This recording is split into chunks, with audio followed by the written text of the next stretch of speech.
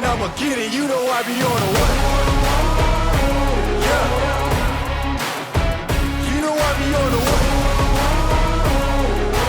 Man on a mission, I'ma get it. You know I be on a what? Yeah. It's all hard, ain't no fear here. Good, whatever time it is. Welcome to another exciting episode of Ride the Rebellion podcast, the only mountain biking podcast that doesn't drop anyone off anything. We're the Zero Drop podcast. If you don't know what Zero Drop means, that basically means that we're your friends. We ride with you no matter how slow you are. We just make fun of you at the end. That's correct. The only fun to be made is at the phase 2. Okay, well, I'm Drew. I'm your co-host, one of two named Drew. Anyway, with me, as always, is the king of the South Alabama Turndown. Once reigning and defending, possibly reigning, re-reigning, who knows now. Champion, CEO, C-suite king of Dale Boyd Sports Management, Dale Boyd. What's up, people? Party people? Turkey people? Week. We're kind of dating this one, but we don't care. It's turkey people. Happy Black Friday. It's holidays. It's a holiday season. We'll get 2 episodes of holiday podcast in before the new year. Ooh. Yeah. New year, new format. I think we got to change the whole show up. We struggle with the current show. We can't even make it through this one. Wait for the next one. Okay, so today on the show, we got a couple of things that we're going to talk about. One, the easiest way, or I'm not going to call it tips and tricks. We're really going to just be like straightforward about how to make your mountain bike videos look better. Or if you're filming your friends, or even if it's just for the gram, as Dale says, we're going to help kind of just go over some stuff that we've learned, having shot a lot of stuff. I'm going to impart my knowledge as a professional filmmaker. But also taking that same, let's mute that. Taking that same idea and applying it towards your filming. We're going to give you some of that info. Some of it will be camera settings because I think there's a little bit of that in there. But the majority of it is just some basic stuff we want to go over to help make your videos more fantastic. And the best part is, like, Drew's a professional and I am not. So he can give you legit stuff and I can ask stupid questions that you're probably asking yourself at the same time. It's fair enough. It works either way. So we're going to jump into that. We're also going to talk a little bit about an upcoming race event.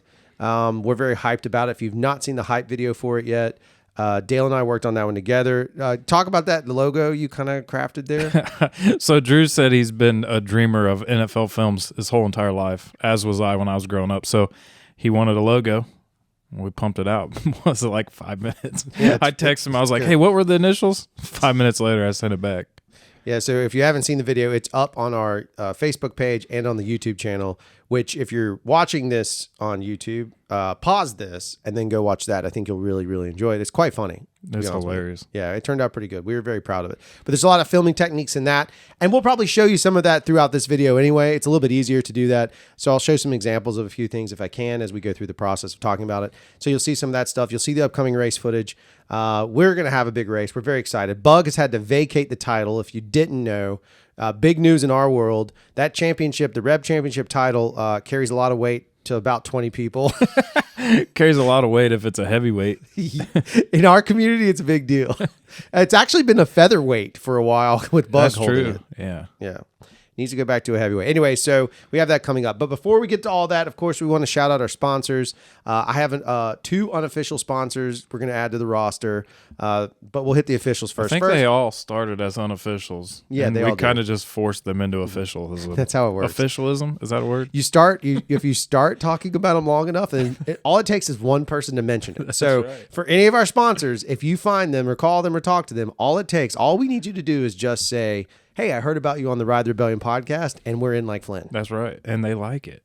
They love it. It's good marketing. That's right. So our first one, of course, is Dirt Coaster Academy. If you guys have not, we talk about it a lot. Of course, we talk about it on every show. It's a legitimate thing. If you have a chance, go check out Dirt Coaster Academy. Now, they were up recently at Ride Beham, which I heard was crucial because a lot of the stuff they taught up there benefited the riders twofold. Mm-hmm. So I hear that Ride Beham's pretty big. That's a new downhill park here in the state of Alabama. It's our first dedicated downhill park as far as I know. And so next to the Rev, of course, we were first. We were first. That's true. But anyway, they got much bigger features than we do. They got a bigger budget than we do. Yes, their sand elimination budget is 8 times ours. Anyway, so people are up there riding it, and I do think talking to like Kevin Black, shout out. We'll get to his unofficial sponsorship in a second. But even Kevin was saying like a lot of the stuff up there. I mean, you got to know how to ride. Mm-hmm. So before you go get Cindy, you might want to get bendy, and I don't know what that means. That was close. You were I know. going. I was trying to work one up on on the fly, like I was Eminem. You should have gone with it. Did you watch his Hall of Fame rap? No, A while back. I'll Google it. Dude, it's crazy. Anyway, the truth of it is that you're going to need that skill set to help you ride better.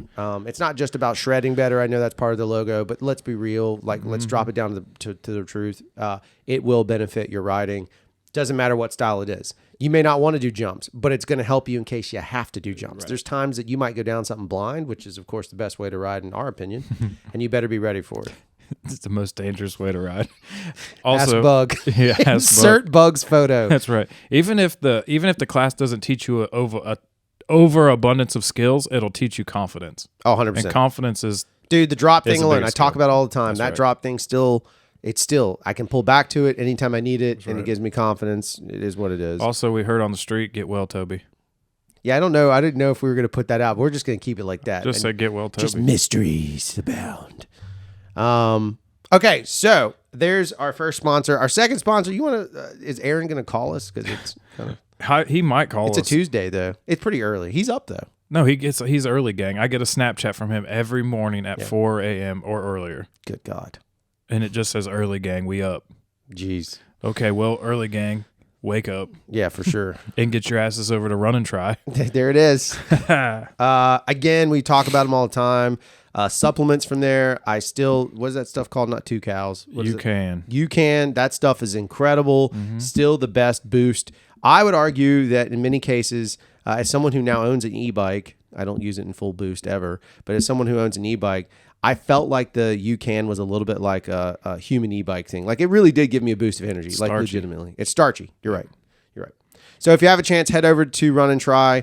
God only knows if you walk in there, Aaron may give you something. If you just drop our podcast name, who knows at this point? Like it's literally like real. It's like he should just get a big spinning wheel. We should build him one and just throw it in there with just something random on it. That would be. We should like you walk in and you get to just spin the wheel if you mention the podcast, right? And then it's too full because people are like, "Hey, what's that big spinning wheel over That's there?" what I'm saying. Oh, you have to listen to the podcast to know. Right.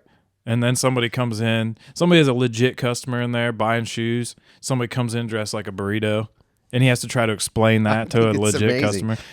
If that would happen, the hype on that though, you literally would get people getting hyped about it. Yeah, he actually asked me the other day. He's like, "Where'd the burrito thing come from?" I was like, "Well, I chose cigarettes and beer over food in college, and Chipotle put out a thing saying I could get free Chipotle if I dress up like a burrito. So here we are." Okay, Dale was hungry in the moment. Hungry, drunk. Did you dress up like a burrito? Yes, I did. Aluminum foil, wrap myself. Free burritos for a week. The lady at Chipotle was like, "Are you serious? You actually took us up on that offer?" Like, Casey, I need a picture of this. Does it exist? No, it doesn't exist. We didn't have camera phones back then, fool.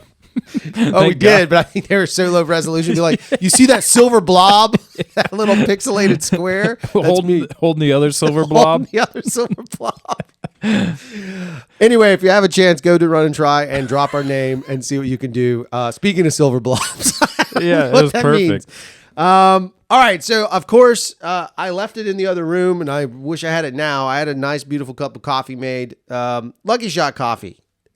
Lucky Shot Coffee is the coffee that we drink constantly, not just because they're a sponsor of the show, our first sponsor and our favorite, one of our favorite sponsors, but I drink it because it is low acid. The way that she produces the coffee makes a difference. As somebody who suffers from GERD, plus 40 sucks. I don't like having to deal with heartburn from drinking coffee, and hers does not do that. Plus, it gives a good jolt. It's good coffee, and it's local, and of course, we like Mackie, but we like Shannon as well. So if you have a chance, if you haven't tried it, you can pick it up at Satori, which is local to Mobile. But if you would like to try Lucky Shot Coffee, you can go to LuckyShotCoffee.com. I saw her last week, and I was like, "Have you heard the new tagline we created for you?" She was like, "Well, we already have a tagline." And she was like, "It's aim high." I was like, "And shoot your shot." Aim high and shoot your shot. Lucky Shot. I don't even know if it's aim high. It was something aim straight, aim high. You wrote it. I didn't write it. She produced it, and I No. put it into You graphicized it. There we go. All right. Well, if you have a chance, head over there. So unofficial sponsors, we have two. The first of which, Dale, would you like to just tell us about your great tattoo and your experience with Man O' War? So Man O' War Tattoo in Fairhope, Alabama, is owned by the great and powerful Kevin Black. He's like a wizard. He is a wizard. He's a wizard on the bike. Concrete wizard. He's a wizard on the bike. He's a wizard off the bike. He's a wizard artist. My wife and I both went over. That was my 40th birthday present, a tattoo to myself. Well, wait. Casey got it for me because I don't have money. But so he whipped up exactly what we wanted right in the shop that day. Artist Casey got a super not cliched butterfly tattoo on her forearm. But it's a beautiful butterfly. It's awesome. No, it's good. He did an amazing job with it.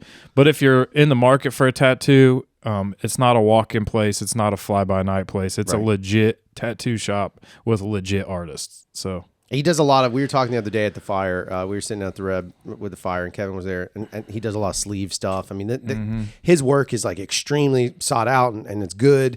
You know, I don't think he likes us talking too much about him. He's pretty humble. He's pretty humble dude. He does like it when we talk trash about his writing skills. Because he's somebody that should have been. Here's how I should have segued it. Yeah. Talk about somebody who needs Dirt Coaster Academy. Oh, hear the trash talk. Oh, God, That's going to be Kevin Black because he keeps losing to Toby. I'm just kidding, buddy. that dagger goes in deeper. Woo. Well, this is Straight my in. last podcast, which I'm alive for, as Kevin has buried me. He's like, Drew, I have a pro bono tattoo for you. Just come on over. yeah. We'll add you to the pile of bones in the backyard. Yep. He would literally be the one that gives me the no regrets on No purpose. He's like, I'm not the one that has to live with it, a-hole. Or he'll do it backwards and be like, look, this one's only good for the mirror. Super good in the mirror. Anyway, no, Kevin's stuff is fantastic, and he's a fun guy. Especially if you are a listener to the podcast, you know you can go in there and talk at least to him. Like you have something in common right away with mountain biking. Like mountain music. biking. The dude listens to. He has a great taste in music as well. I mean, he's just a good. The thing is, though, like I think I've seen it with you when I've gone to work with you. Like you guys are HMFICs whenever you're on your job. You know, like there's a different side of us, like from mountain bikers to professionalism, right? So like we are jackasses. We are idiots. I'm not a head motherfucker in charge of anything. So when I see you guys in your professional element, it's different. Like Kevin is a beast. When we were there, it was nothing but business. You know, He's the same way. It's like race mode for him. Yeah, he can yeah. Just turn it on. We talked like casually as friends, but like it's a business. You know, like he's a professional. So. So it's worth a shot if you want to go over to it. The other sponsor I'm going to throw out there is just my favorite little place. I drug the guys there post riding to this place called Jefe Paletas. I'm making him an unofficial sponsor just because I like the guy so much that owns it. He's just a good dude. But I happen to just really love this drink in there that's non-alcoholic until I make it alcoholic. But they have a drink in there that's to me, it's the perfect post-ride drink. It's called a Russo. It's got 2 scoops of homemade lime sherbet, and then it's got like this hot sauce in it, which sounds crazy, but it's good, called chamoy.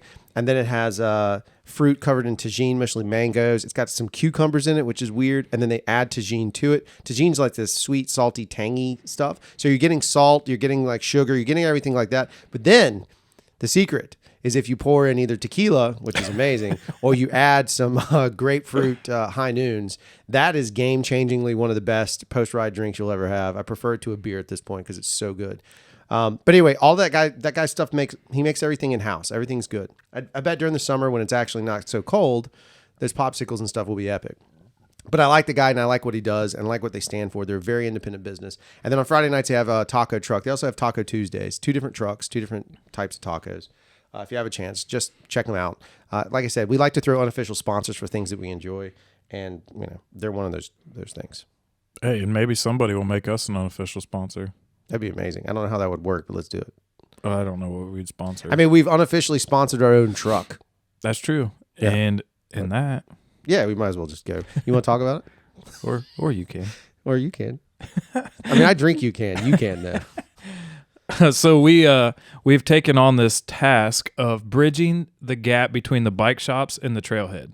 Right. So we've noticed that there's a need at the trailhead that is not being met. We don't want to deter people from going to bike shops because we go to bike shops. Like we need them. We're not maintenance guys. But we're at the trailhead and we see a need for a master link or a tube or a UCAN or, a goo or something, a water bottle that you forgot at home, or maybe you want to rent a helmet or you need a helmet at the trailhead or whatever. We're going to bridge that gap. And to do that, we purchased a trailer that will go with us wherever we ride. Yeah, and so we've deployed it a couple times. We're working on all the business logistics, which have been a little bit trickier than I wanted them to be, but we're working on those. So we will be at trailheads wherever we go. I mean, the great part is we throw our bikes in it, we ride up there. It makes it easy to carry stuff in and out from other trailheads, but we can set up shop right then and there and make it real easy. And again, the point is not to replace bike shops. No. If anything, we are an extension of those bike shops because we know where all the products are in those bike shops most of the time anyway. So if somebody is looking for something, at least we can direct traffic. So it's pretty exciting for us. I mean, we've been working on it for, good gosh, it seems like a long time, back and forth talking about it. But for it to finally start to take fruition is a big deal. And so if you see it, give us a shout out. We got stickers, we have shirts. They all help fund it. It's limited stuff. Of course, it's called the Reb. It's called the Reb Rider Supply Company. And we would appreciate any of your business as well. And we'll have tons of different shirt designs and stickers. And like you mentioned, that's probably going to be what we have the most fun with. Yeah, of course. Like, it'd be awesome to someday have our own water bottles and gloves, but pipe dreams. You got to buy more shirts from us to get that stuff. Yeah, we'd love to push those out and get them there. We just got to crank it up. Mm-hmm. Okay, so there's that. So we'll jump into our main topic. Dale, you've shot a lot of video and stuff. As you say, you shoot a lot for the gram. That's right. Have you felt like that you're, not just with me, but have you felt like as you filmed, have you found that there were things that you increased at that you've gotten better at over time? Or do you feel like everything's still just kind of the same? Like, what is your status there? So I think I feel like I've gotten better. Maybe I haven't. But at the beginning, everything was filmed vertically. Right. And then it was like, wait, that doesn't fit when you try to edit videos, when you film with a GoPro back and forth. So then I turned everything to landscape. And then now we're back to vertical because of the story stuff. Oh, yeah. So it was like, that was a learning curve for me because I didn't like the videos, one being landscape, one being portrait. Wait, what is the difference? I don't know. No, it's fine. It's vertical or horizontal. Yeah, vertical, horizontal. Potato. I think that, and then learning the angles. Like that's one of the things I was going to get into is like an Instagram model. That's it. I mean, the truth is, like, if you want to look thinner, you hold your camera up and you look up at it, right? If you look up like this, it gets rid of this, any kind of double chinnage you have in shadow play. It helps get rid of it. If you look down, it's going to compress your chin. Very simple. But that's a simple camera angle people don't think about. It's the same thing with riding, except it's a little bit reversed. A lot of times, if you want to make something look bigger, you go lower. Right? The lower the camera angle, the bigger something is. For you single fellas out there. That's exactly right. Yeah. Well, we just gave unsolicited dick pic tips. Unsolicited. Oh, no. We've done it. But if you do that, then it will help like your shots seem much more. Yeah, it's just terrible now. It will help your shots seem more epic. That's right. There's a funny thing about filmmaking, and it's one of the things I wanted to point out. And we'll get the potato thing in a second. So if you have a wide angle lens and someone's riding towards your wide lens, right? Like on your phone, you have a 0.6. I'm going to use phone as metric because I think that's what most people film with. But we'll get to the camera side. But if you're looking at that wide angle, as an object comes towards you, it's going to feel like they're very, very, very far away. But what's really odd is if that same thing was driving across, like let's say it was across a plane, and you're filming it wide, it's very slow, very slow, very slow until the car and the camera are close together. And when you have a wide angle lens that's close to something and you move with it, it actually feels very, very fast. Right? Because you can still see the vehicle. If you take a telephoto lens and you try and film it to the flat plane, like it's going to cut through the frame like this, and you do it with a telephoto lens, you can't keep it fast enough because it's so close. You can't tell what the object is. So your brain just goes, oh, it just is smushy background. That's what it is. That's the rule of this idea. So when you have something and you want to make something feel faster, let it ride through the frame, meaning it bisects the frame from left to right. So let's see, it's reversed over here. So yeah, so if it's going through this way, right, you have the camera here, and you have I'm trying to do it on the lens. You have a wide angle and it drives by. Use a wide lens right here and get as close to that as you're comfortable being. It'll feel really fast because you can see the person and your brain can interpret what that means. Mm-hmm. But if you have somebody you want it to feel fast coming towards you, you use a long lens. You use a telephoto lens. So that's where you'd go to from 0.6 to your 2 or 3 times zoom. Yeah. And it'll feel much faster. Does that make sense? Yeah, it does.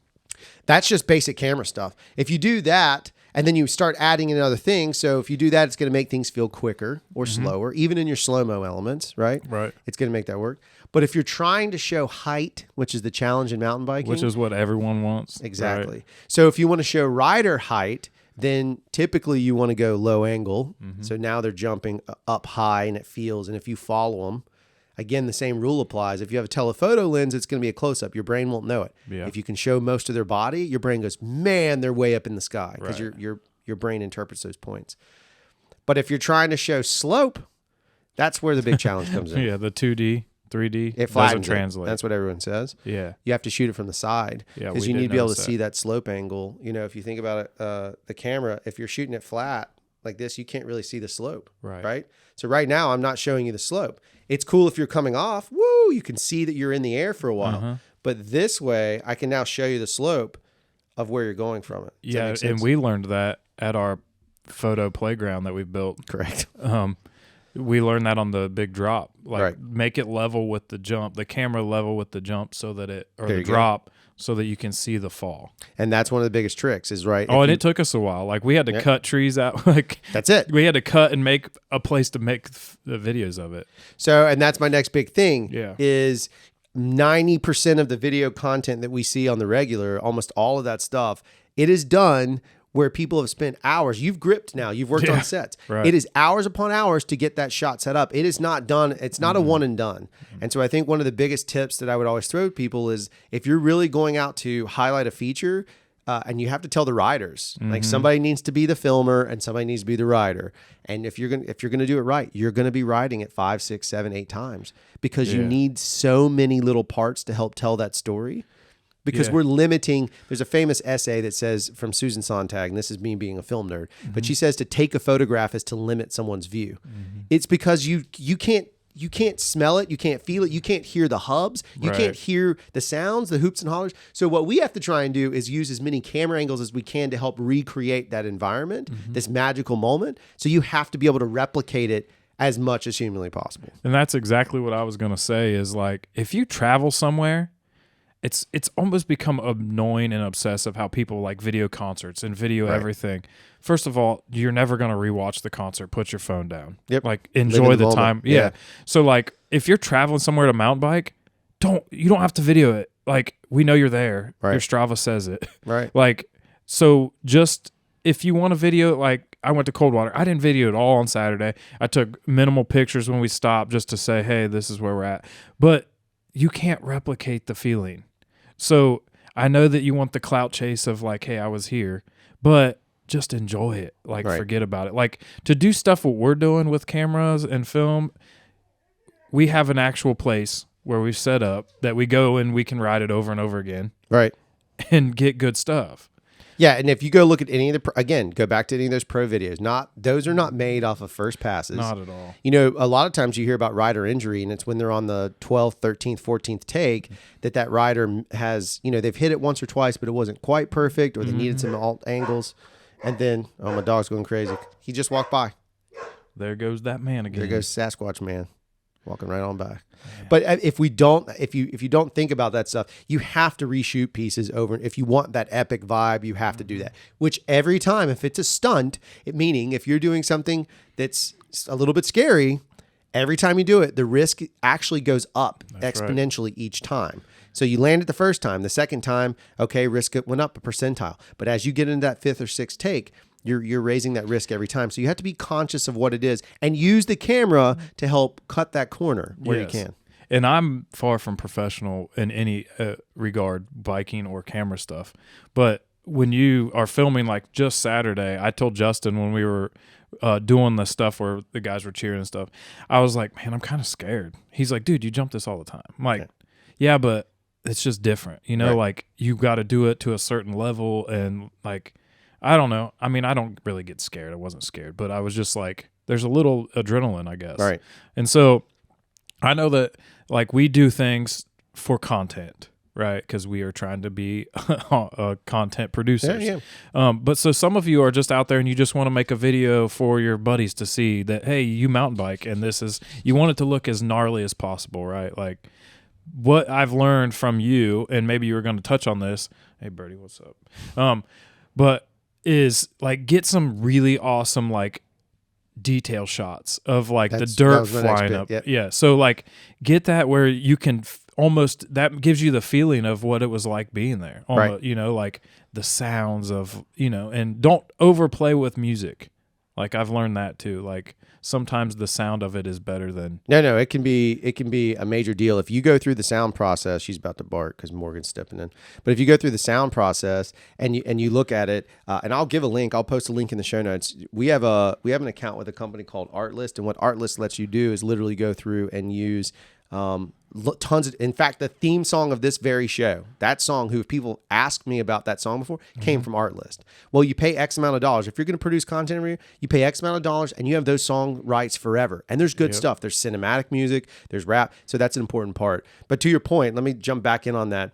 When you're filming these shots, this big epic thing, those details are also the way to sneak through and save you from having to risk yourself multiple times. And it's something to be mindful of, is to say, okay, well, I'm going to get these extra shots so that maybe I could cut and only use 2 takes of this kind of sketchy, risky stunt, but I'm going to get all these cool detail shots to help cut through that and tell the story. Right.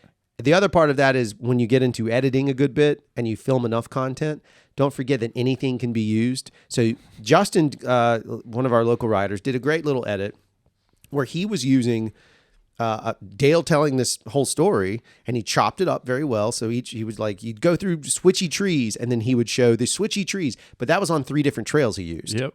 It was awesome. But it doesn't matter because you're just telling that story, right? Yeah, they're not there, right? You're trying to give them what it feels like to be there. That's right. Right? And that's totally it. If you can do that through whatever story you're trying to tell the story. That's right. You know? And that's the whole process that was so well done with what Justin did and what you can do as well. And, you know, the GoPro app helps. There's all those things. Don't be afraid to copy what other people have done. Well, because it'll still be yours. Yeah, right. You're not going to be able to replicate it. You don't have the same quality cameras and different editing abilities, but they've already done it. Don't try to reinvent the wheel. Right. You know, there's some stuff like, you know, you get a Sky cable cam and all these things that they're doing. Trust me, that's a little bit different that beast crazy. altogether. One of the things that we'll say about the sound design, there's some guys that spend a lot of time on sound design, and it definitely helps. That's maybe arguably harder than filming, only because mountain bike sound design is so tricky to deal with and facilitate. So I don't get obsessive over that stuff. I just let it be what it needs to be and just kind of punch forward with it and just make it work. But the music side of things, go for it. Just keep in mind, if you start using licensed music, meaning music that somebody else has written, and you don't have a permission to use it, you're going to get flagged. Your video may get taken down. Facebook may flag you. It gets really complex on that side of things. But you've had great success, though, with Reels and using found music with Reels. Can you talk about that side of things? The Reels are crazy, and it's really weird. And I think you and I have played back and forth trying to figure out the algorithms of them, but it's impossible. Yeah. Oh, yeah. So I put up a couple reels on YouTube this week on the Reb YouTube channel, and they got 2.5 thousand views. Right. But we don't know how that generates, right? So we've tried it without hashtags. Yep. We've tried it without a comments at all. Right. We've tried it with music. We've tried it without music. Right. And they all are the same. Right. So I think that what the most important thing is, if you're trying to grow your brand, be consistent. Yep. I've noticed that if we don't post a video for a while, that video doesn't get a bunch of hits. But if we post one immediately after, the second one gets a ton. That's accurate. So consistency is key. And the other side of that, even in the consistency game, is that if you know that you're posting something for your reels, then don't shoot it horizontal, shoot it vertical. Like you got to shoot for the medium you're delivering in. Or here's another little trick. If you do shoot it horizontal, put the camera back far so you can scale it. Yeah, and that's a quality game. Like you just have to eat the fact that it's probably going to be a little bit blurrier. Yes. Right? You're going to eat it a little bit. The GoPro's pretty good though. The GoPro's pretty solid. It's a 4K. Yeah, you've got a 10. 10, yeah. But the GoPros do pretty well. But like that's the truth of it. You can crop them in. There's nothing wrong with it. But at the end of the day, if you shoot for, I mean, there's nothing to say you can't turn a GoPro this way and film it. It's just going to be a lot of headspace, right? And so you've just got to be mindful of what you're filming before you do it and what your output is at the end. Thank you. I made it and forgot it. You got to be mindful of the output that you're putting out there one way or the other. And so if it's going to be horizontal video and you know it's going to YouTube, like a majority of our premiere content goes to YouTube. That's right. Then we shoot it horizontal because that's the way I like to film.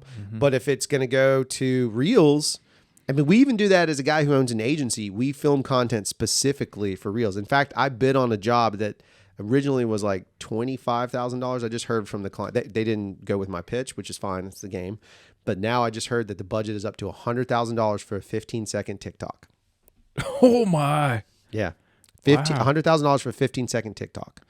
And it's not complex. It's very simple. It's just that's how much money. But you got to be creative, right? Right. Like the creative. They're is taking what you're that very for. seriously is what that means. Right. Is they're taking horizontal video and vertical video rather as serious as horizontal. So you've just got to think about it in the sense of it's a different product to a different really audience to a is. different market. I right? feel like you can do most things, the vertical stuff with your phone. They want to capture. They want it to be real, right? So they want it to be what you're doing in the moment, and it makes it more real to the people. Yep. And also, like, if you're trying to be more real to the people, be vulnerable. Show your mistakes. Yep. Like, the videos that are imperfection is perfection, I guess. So, like, sometimes when the camera's shaky or you fall or you slip a pedal or there's a goofy thing, throw it in there. Yeah. Like, make it real. Like, if I'm watching a video and it seems over-edited, it's like...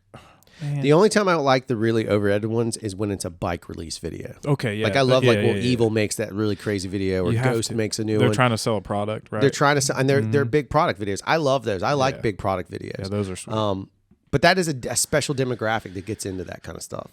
That's mostly bike fans, and I'm probably not ever going to buy either one of those bikes, but I still like those videos a good bit. Well, plus you're a content creator for marketing. Right, for big brands. So you want to try to maybe, hey, a little more smoke machine? Okay, yeah, right. Cool, That's I'm it. in. That's totally it.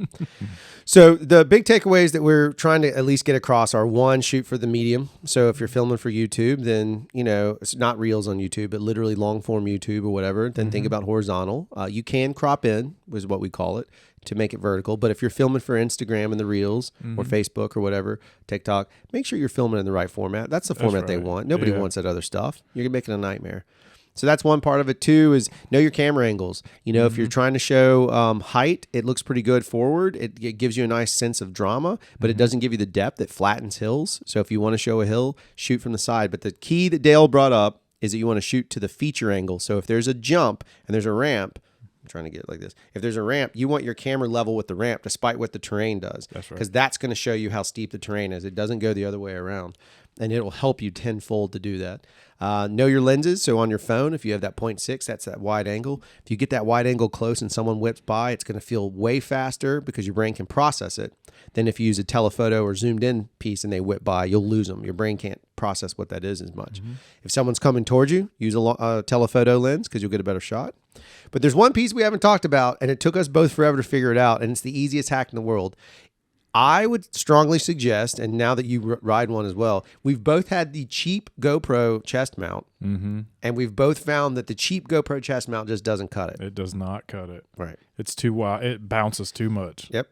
I don't think you can get the right camera angle personally. No, and the other hack is if you do, the chest is the best. Yep. Don't try to do the handlebars. It doesn't do anything. It doesn't show depth. It doesn't show what you're doing with your hands. Right. And mess with the angle and get it just right. Like, you have to flip your camera upside down, first of all. And when you find that angle, get a marker and mark the mount and mark the camera so you can line it up every time. You don't have to mess with it. I suggest using two different colors. So what I found that works the best, I mean, you can do it with one that lines it up, but what really works the best is if you have like a blue mark on your camera or something, just get a paint pen. And just get a little paint pen and put a line on it. And then you just constantly, it's on the mount and it's on that. It doesn't damage your GoPro. Right. And you literally can snap back to it almost every single time. And it's quick and easy to do. Whatever you got to do to make it work. But once you set it and it's dialed in, then leave it. As far as GoPro camera settings go, there's all these people that talk about that stuff, but I'll be honest with you, I could bring on a colorist. That's a person who makes stuff look better once it's done. And he'll tell you all the time, if you want to go to Pro Tune, go for it. But as soon as you go into Pro Tune, you got to colorize it and it's a pain in the butt. Standard, 2K 60 with hyper smooth on the GoPro 10s and above, it's perfect. Yeah. You don't It have looks to do great. a lot. It looks super solid. And if you are using a GoPro, which we all do, Right. I mean, don't film forever. Right. Like, you don't need a 5-minute long video. Right. You're not going to watch it. Right. Film, okay, we know a rock feature's coming up. Boom, hit it. Yep. Turn it off. But then that goes back to the same idea we were talking about earlier, almost sessioning stuff. Yeah. For filming, right? Yeah, for filming, yeah. But if you're traveling somewhere, this is a great way to get views too. And I use it as a trick. If you're film a whole trail and then upload that whole trail as, hey, the trail name, wherever it is, because people, when they're traveling, they want to see what video. I do it. You do it. Yep. You want to see what that trail looks like before you get there. So 100%. And you're then gonna YouTube stop and get those cool moments. That's right. As along the way. And it's okay. I did I did it with Bomb Dog, I think. One of them I did an uncut 30-minute run of this super long trail, and we were stopping because I'd never ridden it, so there's that. And so the next time I do it, if I did another uncut version, I don't have to stop as much unless something happened. And so I do it again. Well, and that's why I didn't even video Bomb Dog, because I was like, there's a million videos of it. Right. I just want to ride it. Yeah. I mean, it's totally it. Least amount of things that go wrong can. But I do agree with Dale 100%. The coolest thing you can do, if you're going to do that and you want to do it, get your GoPro, film just one ride of a trail. Just focus on one trail. One trail. Don't try and get the whole trail system because you'll never do it and you'll never be able to finish the work. Just get one trail and zero in on that one trail. And even if you've ridden it all once and you're like, cool, let's do one more lap, then just now you know which trail you're going to get and just get that one. Yeah. Because it just does make for better content that way. Absolutely. And it makes it so like easy to edit because you're like, oh, it's the whole trail. Yeah. Done. You pay for the GoPro app, is that right? And it's worth it. Yeah, if you plan on doing anything, like obviously you're a professional, you have other systems, but like for us amateurs, it's so easy. I used to use the iMovie app, but it's clunkier. Oh yeah. The GoPro app. And you're doing this on your phone. Hey, I do everything on my phone. Right. So the GoPro app is a lot easier to add slow-mo and pictures and stuff like in the middle of it, and it's easy to adjust it. And GoPro has a ton of original. They have a ton of original sounds, so you don't have to get copyright stuff. Yeah, which is pretty cool. But again, I think it's more important about how you do it. Like if you're doing this to show your friends, cool. You don't have to worry about this. But if you're doing it to get views or get followers or to do anything like that, and I mean, we're not perfect about it, but you do how-tos or enter the name of the bike that you're riding or put the trail name. The tags are huge. Yeah, it's a big deal trying to get those. I mean, because you could put a video up that you think is epic and it gets 5 views because only your friends are watching. It's going to happen to you. You're going to make something that you put a ton of work into, and then people are going to watch it and be like, meh. And it's like, but because you may have created something amazing where maybe you failed is that you weren't able to capture the spirit. So sometimes the story gets in the way. You telling the story gets in the way of the story. Right. And what I mean is like you had to climb this mountain. You got up there. You had to set the cameras just to get this one shot. And then it's just a meh to most people because they don't have the experience. So really the better story was the behind the scenes story of how you made that story. Yeah, that's what It took us all this to make this one shot is worth way more value. Exactly. And trust me, that's learned from a huge client, a Panasonic job we did. We did this huge short film for Panasonic when reality, I should have just filmed the whole thing behind the scenes of us making the short and it would have gone a lot further. It would have done what people wanted. They wanted to see the camera. People want to see that stuff. They don't necessarily, they get the finished product shot so much. They want to see the truth. You brought it up earlier. Right. That's one thing to consider is if you are doing that and you've hit that wall. But you can also just post good riding footage and people are happy, but the difference maker is that. I think that I'll use my sweet camera ability terminology. I'm going to get my camera thesaurus. Yeah. But you should get B-roll. Yep. Like add B-roll to your videos. Detail shots. Yes. If you got a GoPro video of you riding with your chesty on and you're going down, but it's only that. Like, I want to see how you got on the bike. I want to see how you got there. I kind of want to see who you're riding with. Right. You know, like, I don't care to see, but I want to know, like, that's exactly what you're saying, is make it a story. Make it real. Yeah. So regarding the GoPro thing, a lesson learned: if it's just you by yourself, which it was for me up in Chattanooga on a couple of trails, then that's all you got. But one thing that you did really well, and I'll give you compliments if you guys haven't seen it on the channel. I think it's up on YouTube. Yeah, it's on the Sweet Potato YouTube It's on Sweet Potato channel. Yeah. But if you go look at it, is even if you're the better rider, if you're the only one with the GoPro, put somebody in front of you. Like literally. Even Yeah, if they're Kevin, not as that's good why as you rode it's in front of me, because I'm better. I don't, Kevin, again, please don't murder me twice. Twice in one podcast, murdered by Kevin.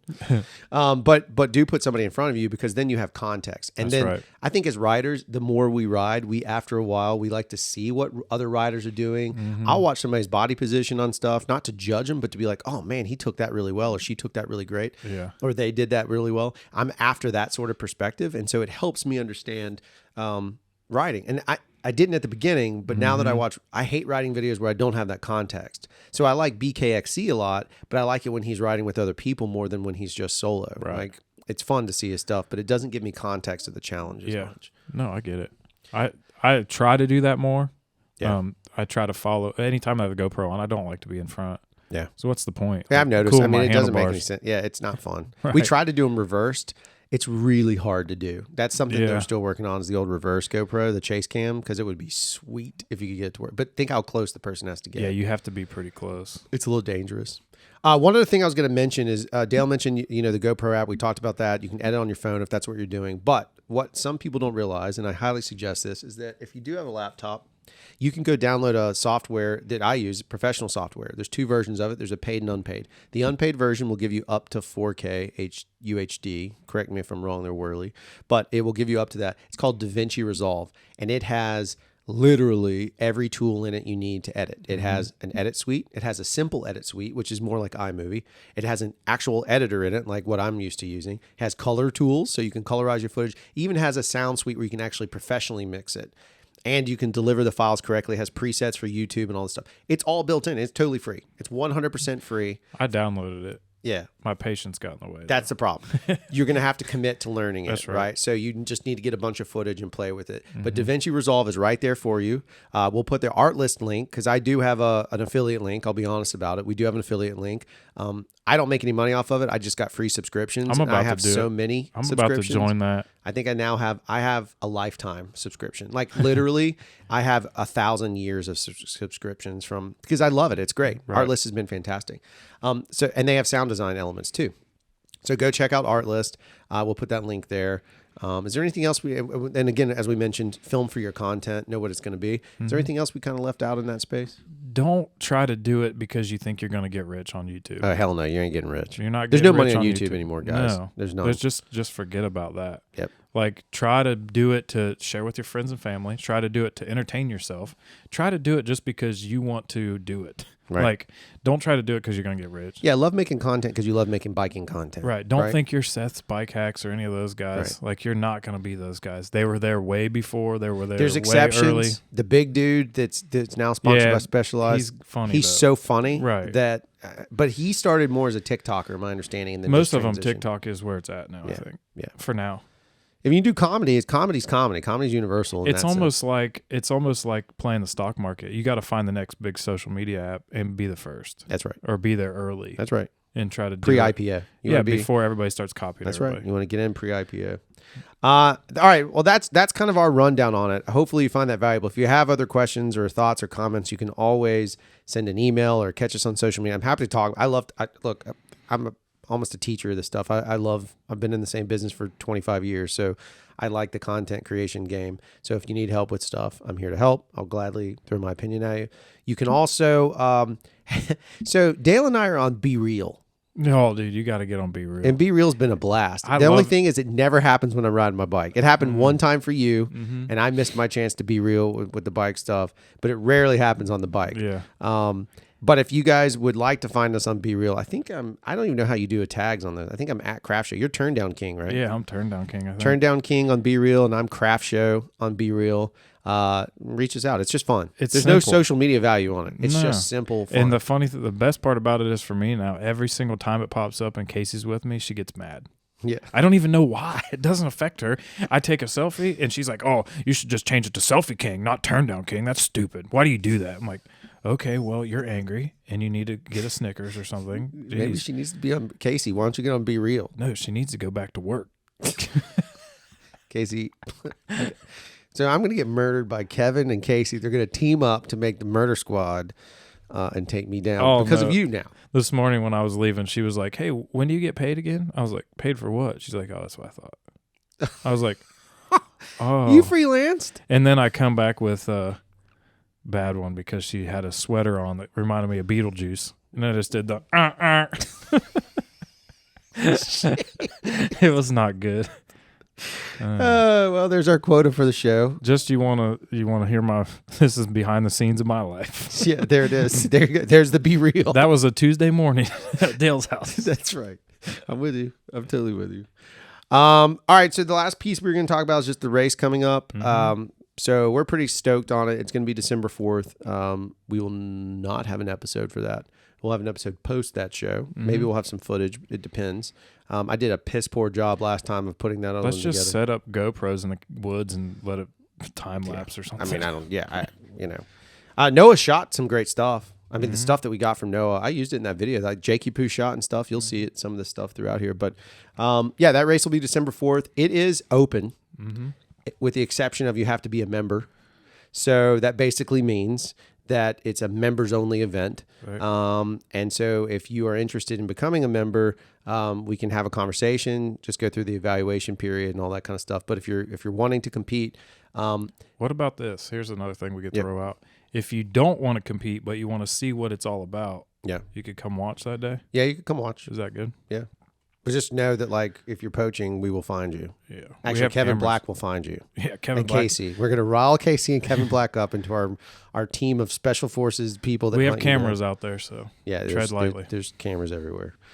But I have no problem with that. I think it would be fun. I'd love to have a crowd. You can't ride unless you're a member. That's just general rules. Yeah. And if you're caught out there poaching and something happens, just know that's all on you. Like you will get no assistance. I'm not being mean. I'm just got to be realistic. The world's changed, man. It used to be a different place, but we all have families and we want to keep riding. So if you would like to come out, you can come out. It's December 4th. We will meet you. There'll be a van. There'll be some hoods. You'll get inside. Don't worry about it. You'll be all right.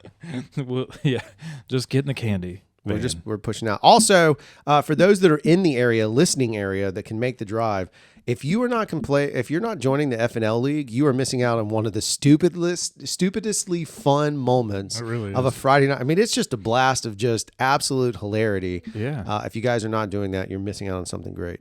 We make it a thing. It's not just, oh, hey, let's go race and beat each other. No, we have music, we have beverages, we have darkness.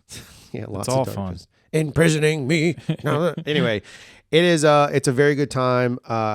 It's fun. It's hard from the challenging standpoint. If you are competitive, I promise you will feel the competition. Because even when you think you're doing something great, like I won a fastest lap, but I thought my last two laps were pretty close together. I thought I gauged it. I was like 3 seconds off. Right. But I won fastest lap, so that's good. So there's a reward for going fast. That's right. But there's a reward for going fast and being consistent. You get a 4-point pull. That's a huge point game. So it is an actual league. There are multiple races. There are points. There's points for just showing up. So everybody has a chance to be in competition.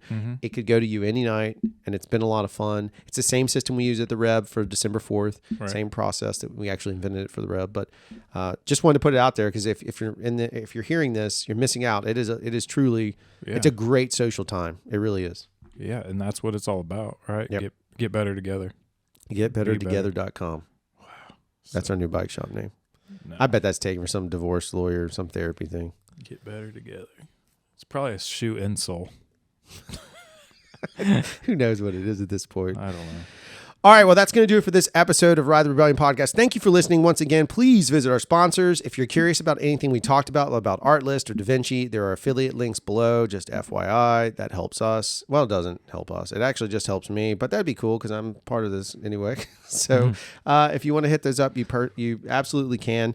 And with that, the race is coming up soon. Wish whoever you think is going to win. Maybe we should have a fantasy draft of. Oh, that'd be fun. That'd be fun, and we'll give away a prize. There you go. Ooh, We'll do that. Maybe we'll post it. Follow our social media, and we'll put up a fantasy draft of riders. Who's gonna win? Of who's going to win. You can poll. pick your fantasy. There's a poll. And if you are picked, if you pick the winner, you will go into the drawing. If you're by yourself, you won. But if there's other people, you'll go into a drawing, and you will win. And Bug, if you pick yourself, you can't win because you got one wing. Take this broken wing. Wow, this is over.